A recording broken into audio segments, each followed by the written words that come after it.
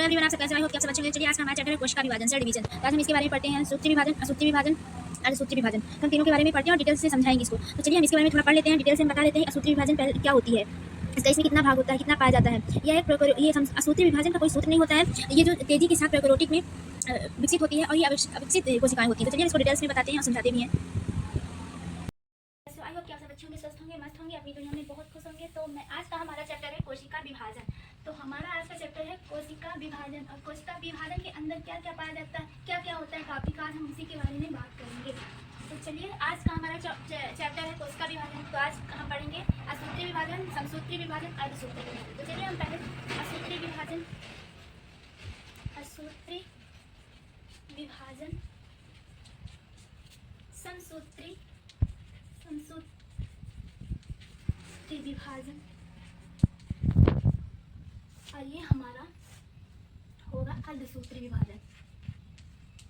तो मेरा बोर्ड थोड़ा छोटा है तो आप लोग एडजस्ट कर लेना। तो इसको हम इंग्लिश में एमाइटोसिस बोलते हैं और इसको माइटोसिस बोलते हैं और इसको माइकोसिस। तो चलिए पढ़ते हैं असूत्री विभाजन के बारे में। इसके अंदर क्या कार्य होता है, क्या करता है, कैसी कोशिकाएं होती है, कितना विकसित करती हैं, कितना नहीं करती। तो चलिए हम पहले पढ़ लेते हैं असूत्री विभाजन के बारे में। जो हमारी जो असूत्री विभाजन होती है बहुत तेजी के साथ प्रोकैरियोटिक में, हमारी कोशिका में, प्रोकैरियोटिक कोशिका में विकसित होती है बहुत तेजी से। ये जो हमारी असूत्री विभाजन, ये बहुत तेजी के साथ प्रोकैरियोटिक कोशिका में विकसित होती है। और ये प्रोकैरियोटिक कोशिका क्या होती है? ये हमारी एक कोशिका जीव होती है। ये हमारी एक कोशिकीय जीव होती है जिसमें कि ये कोशिकाएं विकसित नहीं होती हैं। ये हमारी प्रोकैरियोटिक में ये छोटे छोटे बैक्टीरियाज पाए जाते हैं, जैसे कि हम इनको नॉर्मल आंखों से नहीं देख सकते हैं। जैसे कि बैक्टीरिया हो गए, तरह तरह के विषैले पदार्थ हो गए, तो हम इनको नॉर्मल आंखों से बिल्कुल भी नहीं देख सकते, क्योंकि ये असूत्री विभाजन का मतलब असूत्री यानी इसका कोई सूत्र नहीं होता। असूत्री का मतलब ये कहीं से भी विभाजित हो जाता है। अगर सूत्र के हिसाब से चले तो अच्छा रिजल्ट दे। असूत्री का मतलब होता है ये हर जगह से प्रभावित हो जाता है। तो यहाँ पे छोटे छोटे कीटाणु पाए, जो बैक्टीरिया पाए जाते हैं, जो कि हम नॉर्मल आंखों से बिल्कुल नहीं देख सकते, इनको सूक्ष्मदर्शी की हमको प्रयोग करना पड़ता है। तो इसमें हमारी एक कोशिका अविकसित कोशिकाएं प्रोकैरियोटिक में पाई जाती हैं। इसमें हमारे न्यूक्लियस तो होता है, प्रोकैरियोटिक में हमारे न्यूक्लियस तो होता है, लेकिन अविकसित का मतलब डेवलपमेंट नहीं कर पाते हैं।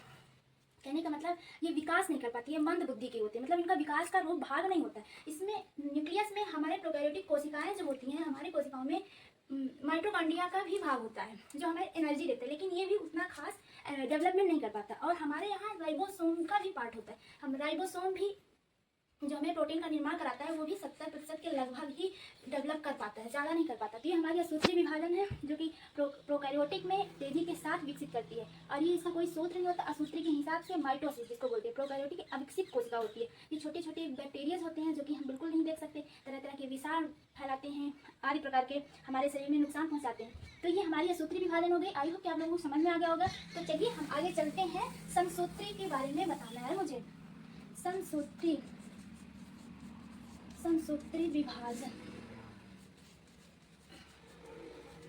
यानी कि समसूत्री विभाजन, माइटोसिस।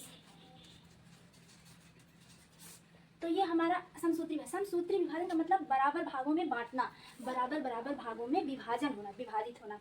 काई का मतलब जैसे हमारे शरीर में काई कोशिका का विभाजन होना, जैसे कि हो गया हाँ, घोड़ा, बकरी, एनिमल्स में जो भी हो गए। जैसे कि कहने का मतलब ये है हमारे कोशिका विभाजन में जैसे बराबर भागों का विभाजन होना। तो ठीक, तो जैसे कि हमारे हाथ में, जैसे कि यहाँ पे चोट लग गई, घाव लग गया, तो जो हमारी कोशिकाएं हैं वो कोशिकाएं तो मर गई हैं, मर चुकी हैं, लेकिन जो हमारी समसूत्री के हिसाब से कोशिका जो विभाजन करती है, जो पुनः विभाजन जो कोशिका हमारे अंदर होती है, सेल डिवीजन, वो पुनः विभाजित करती है। तो जैसे हमारी कोशिका मर जाती है तो वो जो अलग अलग पार्ट में होती है वो पुनः निर्मित होती है, यानी वो समसूत्री के हिसाब से बराबर दो भागों में बांट लेती है और पुनः निर्मित हो जाती है। इन्हें हम समसूत्री विभाजन कहते हैं। समसूत्री विभाजन फॉर एग्जाम्पल जैसे कि छिपकली हो गई, जैसे छिपकली की पूंछ अगर कट जाती है तो वो तुरंत विभाजित कर लेती है, मतलब वो तुरंत आ जाती है। जैसे चूहे की हो गई। तो हमारे कहने का मतलब है कि जो हमारे एनिमल्स हैं जो कि कोशिकाओं से बने हुए हैं, तो अगर वो कोशिकाओं अगर घाव लग जाता है तो वहाँ की कोशिकाएं जैसे मर गई तो वो बराबर तो कोशिका सेल डिवीजन करने लगती है और बराबर भागों में वो पुनः से निर्मित हो जाती है और अपने घाव को भर देती है। तो हमारी ये समसूत्री विभाजन हो गया। तो आई होप कि आप लोगों को समझ में आ गया होगा। तो चलिए अर्धसूत्री विभाजन के बारे में हम बता देते हैं ताकि हमारा ये चैप्टर खत्म हो जाए तो हम आगे की तरफ बढ़ें। ठीक, तो अर्धसूत्री हमारा थोड़ा लंबा है, तो अगर बोर्ड पे समझ में नहीं आएगा तो मैं कॉपी पे भी समझा दूंगी। अर्धसूत्री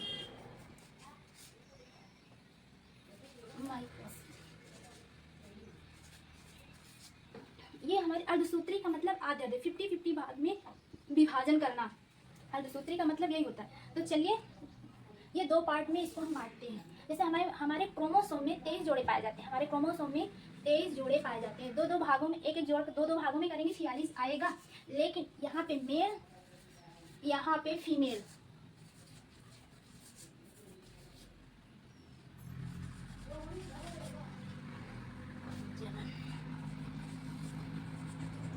तो यहाँ पे कहने का मतलब हमारे दो भाग में अर्धसूत्री का मतलब दोनों का बराबर बराबर भाग रहता है, 50-50 भाग जनन द्वारा। जैसे मेल फीमेल इसमें 44-44 का बराबर 2 पार्ट रहता है, XY XX। जब हमारे जनन के द्वारा जब मेल और फीमेल में अट्रैक्शन होता है, जब बच्चे का निर्माण होता है, तो वहाँ पे हम XY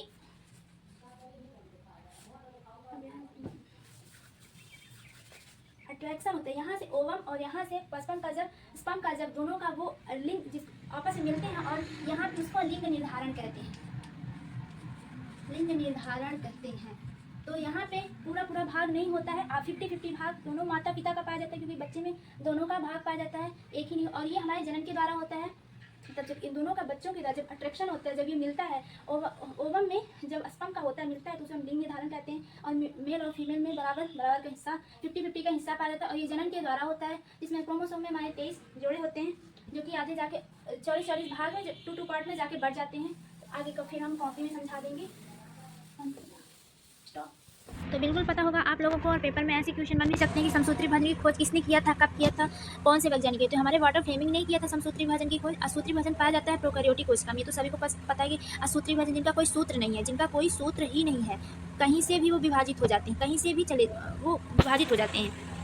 मतलब एक तरह से कहो कि ये अविकसित कोशिकाएं होती है। ये हमारी प्रोकैरियोटिक कोशिका में पाई जाती है। डीएनए तथा हिस्टोन प्रोटीन कोशिका विचक किस अवस्था में होती है, ये हमारी एस अवस्था में पाई जाती है। बिल्कुल हमारी एस अवस्था में पाई जाती है। कैंसर किस कारण से होता है, सूत्री विभाजन को नियंत्रित करने वाली प्रक्रिया बंद होने पर होती है।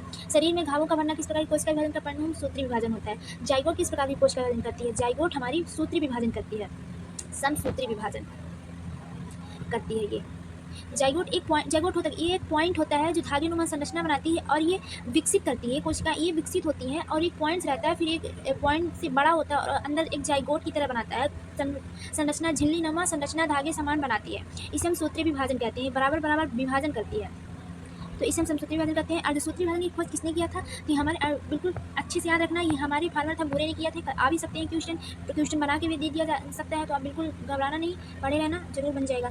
मियोसिस में किसका पृथक्करण होता है, तो हमारे मियोसिस में अर्धगुणसूत्रों का पृथक्करण होता है। विनिमय किस अवस्था में होता है, तो पैसिटीन अवस्था में। गुणसूत्रों की संख्या घटकर आधी किस अवस्था में रहती है, तो हमारा प्रथम मेनाफेज में।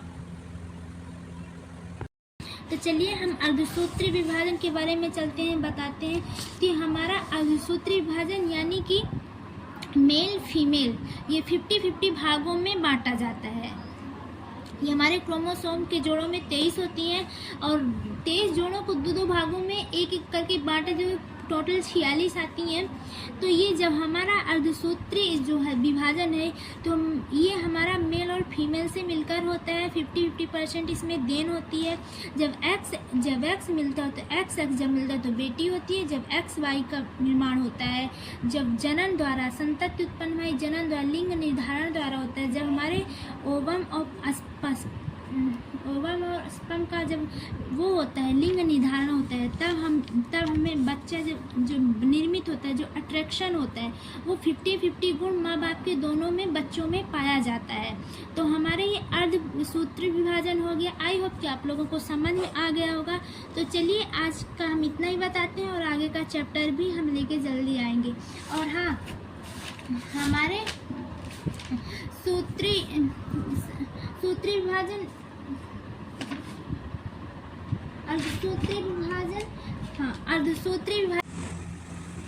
जाइगोटेन समजात गुणसूत्र जोड़े बनाते हैं, जो दो के जोड़े बनाते हैं, सूत्र मनज कहते हैं। पैचिटीन हमारे अर्धगुणसूत्र के विनिमय में अर्थात क्रॉसिंग ओवर होता है, जो मतलब लिंग निर्धारण करते हैं। बच्चों की जब संतति का मतलब एक दूसरे से जब अट्रैक्शन होता है एंड जब बच्चों का माता पिता का बराबर 50-50 गुण पाए जाते हैं, दोनों का एक समझात पाए जाते हैं, तो उससे हम तब उसको हम क्रॉसिंग ओवर करते हैं। डिप्लोनिटिन टेट्रावैलेंट इसमें प्लाज्मेटा का अर्धगुणसूत्रों का टुकड़ों का आदान प्रदान होता है। डाइकोनेसिस क्रोमोसोम का अलगाव केंद्रकलम केंद्रित लुप्त होता है, न्यूक्लियस में लुप्त होता है। हमारा न्यूक्लियस जो मेटाफेज प्रथम टेट्रावैलेंट अवस्था में गुणसूत्र सेंट्रोमियर का मेटाफेज प्लेट से जुड़ा होता है। एनाफेज गुणसूत्रों का ध्रुवों को खींचना आता है। तो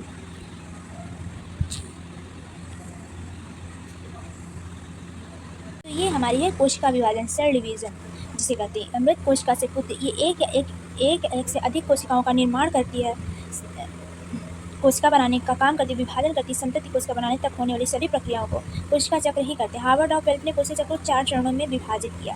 पहला है जीवन अवस्था, दूसरा है G2 अवस्था, तीसरा एस अवस्था। देखो क्वेश्चन भी बना है कहीं पे क्वेश्चन बनाया गया है कि हार्वर्ड ने वेल्फ किसका संतति कोशिका बनाने तक होने वाली सभी प्रक्रिया कोशिका चक्र क्या कहते हैं, तो एस अवस्था, एम अवस्था। तो अंतरावस्था, एस अवस्था जो डीएनए संश्लेषण की अवस्था, G2 अवस्था विभाजन की तैयारी, उन्हें 5 चरणों में विभक्त करते हैं। माइटोटिक प्रोफेज अवस्था, मेटाफेज, साइटोनेसिस।